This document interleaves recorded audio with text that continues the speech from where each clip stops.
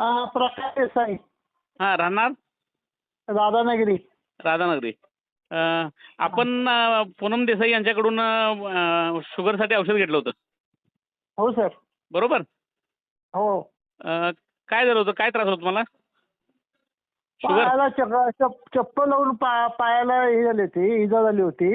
बर मग ते दवाखान्यात दाखवलं. मग ते डॉक्टरने सल्ला दिला की जरा शुगर चेक करून घ्या.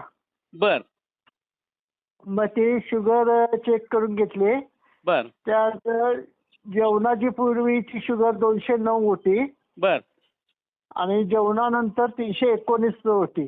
जेवणानंतर 319 होती. हो. बर, मग तुम्ही अँटॉक्स टी आणि अँटॉक्स टी घेतलं? हो. बर, किती 15 दिवस घेतलं. 15 दिवस घेतलं ते. मग 15 दिवसात जखम तुमची कमी झाली? हा, जखम कमी आली, भरून आली जखम. आणि शुगर पण कमी आली. किती कमी आली? जेवणापूर्वीची 120 झाली आणि जेवणानंतरची 164 झाली. बर बर बर बर खूप छान, म्हणजे अभिनंदन, खूपच कमी आली. हो सर. बर बर, म्हणजे तुम्ही पथ्य पण पाळे व्यवस्थित. हो हो. पथ्य बर. पाळलेली. अभिनंदन तुमचं.